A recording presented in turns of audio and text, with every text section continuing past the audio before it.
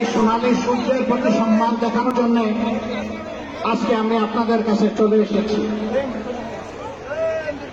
পীরগঞ্জের আপামর জনগণ, আজকে এখানে কোনো জনসভা নয়, কোনো মিটিং নয়, অন্তরে দ্রোহ, অন্তরে আগুনের জ্বালা, 15.5 বছরের গোটা জাতির উপর নির্যাতনের কষ্ট নিয়ে আজকে আপনাদের সামনে হাজির হয়েছি। এই 15.5 বছরে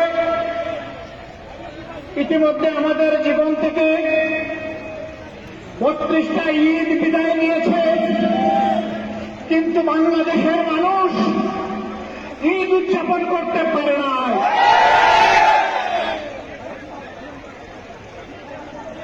জায়গায় জায়গায় খুন গুম, হত্যা, ধর্ষণ, লুণ্ঠন, মানুষের উপর সীমাহীন নির্যাতন, জুলুম গোটা জাতির শ্বাস বন্ধ করে দিয়েছিল। আল্লাহ তাআলার অশেষ মেহেরবানি, গত 4 তারিখ আল্লাহ তাআলা এই জাতির শ্বাস ফেলার সুযোগ করে দিয়েছেন। এটাকে সকলেই বলছেন বাংলাদেশের দ্বিতীয় স্বাধীনতা যুদ্ধ। আর এই যুদ্ধের মহানায়ক আপনাদের সন্তান, আমাদের সন্তান আবু সাঈদ। আমি আমার পক্ষ থেকে, আমার দলের পক্ষ থেকে আবু সাঈদের প্রতি ভালোবাসা, কৃতজ্ঞতা এবং শ্রদ্ধা নিবেদন করছি। আমরা এসেছি তাদের মা বাপের মুখ দেখতে, আমরা এসেছি তার আপনজনদের মুখ দেখতে। সেই গর্বিত সন্তান জাতিকে মুক্তির পথ দেখানোর জন্য হাত তোলা পাখির ডানার মতো দুই দিকে দিয়ে বুক চেপে দাঁড়িয়ে বলেছিল, বুকের ভিতরে চেপে দেওয়া, তোদের ইচ্ছা হবে আমার মুখে গুলি কর। পাশাপাশি তার মুখের কথা শুনেছে, বুকের ভাষা বুঝতে ব্যর্থ হয়েছে। এই জন্য এদেশে আপামর জনগণের ট্যাক্সের টাকায় কিনা অস্ত্র আর ভুলে দিয়ে আমাদের কলিজার টুকরার কলিজাকে ঝাঁঝরা করে দিয়েছে।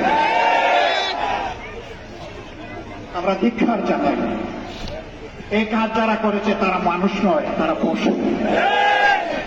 এই পশুদের বিচার অবশ্যই হবে এবং ইনশাআল্লাহ বাংলার মাটিতে এদের বিচার হবে। শুধু গুলি করা নয়, এই গুলির নির্দেশদাতাদেরও বিচার হতে হবে, ষড়যন্ত্রকারীদের বিচার হতে হবে।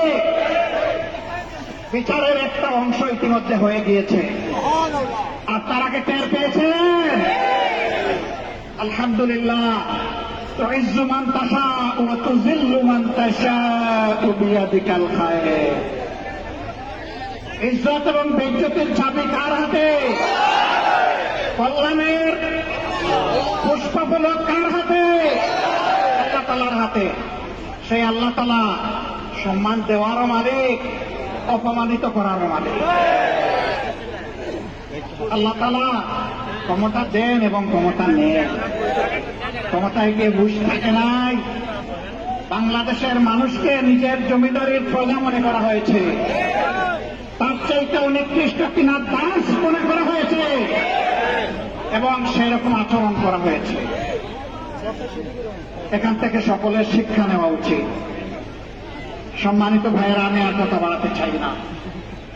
আল্লাহ এই মাটিকে ইতিহাসের অংশ বানিয়ে দিলে এই গৌরব শুধু আপনাদের এই সন্তান, এই মুক্তিযুদ্ধের মহানায়ক, তার পরিবার চেয়েছে তাকে বীর ঘোষণা দেওয়া হোক।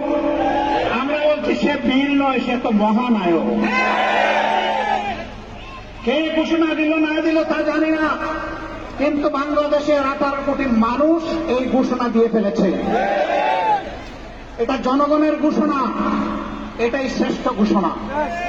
এরপরে যদি কোন সরকার দেয় আমরা তাদেরকে মোবারকবাদ জানাবো। আমরা এসেছি সেই যুব সমাজকে অভিনন্দন জানাতে এখান থেকে আপনারা বিশ্বাস করুন, দফায় দফায় জেল কেটেছি, নির্যাতিত হয়েছি।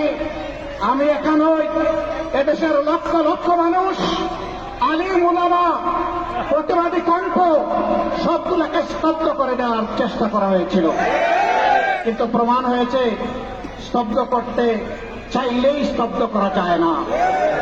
অভিনন্দন জানাই আবু সাইদের যারা সঙ্গী সাথী সেই যুব সমাজকে, সারা বাংলাদেশের যুবক যুবতীদেরকে, ওই যুবক যুবতীদের মা বাবাকে, ওই মাকে যিনি কুলের বাচ্চা বুকে নিয়ে বলেছেন সন্তানদের গুলি করে পাখির মতো মারা হবে, আর আমি মা হয়ে ঘরে বসে থাকবো, এটি আমার পক্ষে সম্ভব নয়। আলহামদুলিল্লাহ, এটি ছিল জনতার অভূতপূর্ব উত্থান, এবং সেই গণ উত্থানে আল্লাহর শপথ 15.5 বৎসরের জমায়েত, জঞ্জাল, জুলুম বেঁচে গিয়েছে এবং চিরদিনের জন্য বেঁচে যাবে ইনশাআল্লাহ। যারা এই জাতিকে অপমানিত করেছে তারা কখনো সম্মানিত হতে পারবে না।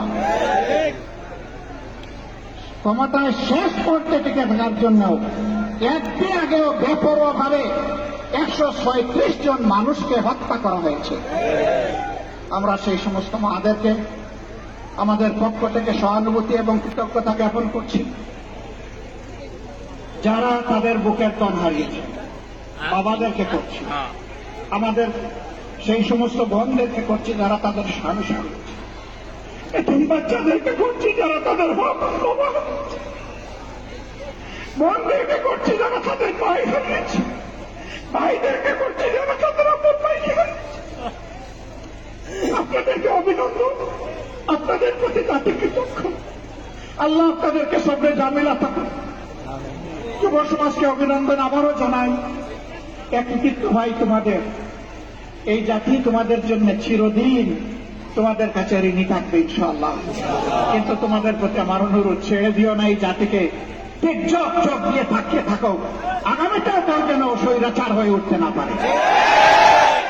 আগামীর বাংলাদেশ যেন হয় স্বৈরাচার মুক্ত বাংলাদেশ, মুক্ত বাংলাদেশ, ইনসাফের বাংলাদেশ, প্রত্যেকটি নাগরিকের গর্বের সাথে বেঁচে থাকার বাংলাদেশ। আমরা সেই বাংলাদেশে অপেক্ষায় থাকলাম। আবারও আপনাদেরকে অনেক সালাম, অনেক শুভেচ্ছা, অনেক অভিনন্দন, অনেক কৃতজ্ঞতা।